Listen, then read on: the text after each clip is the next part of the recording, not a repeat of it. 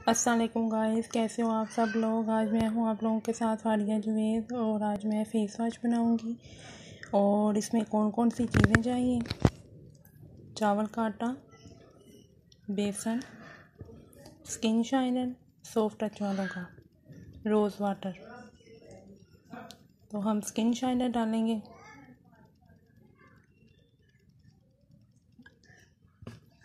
फिर rose water. तो इसको मिक्स करेंगे अच्छी तरह।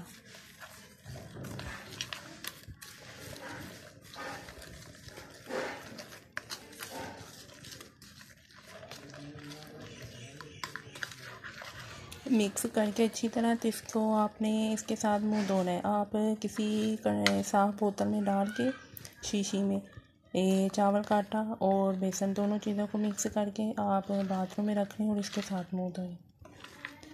जो आपके चेहरे पे दाग भी होंगे वो भी ख़त्म हो जाएंगे।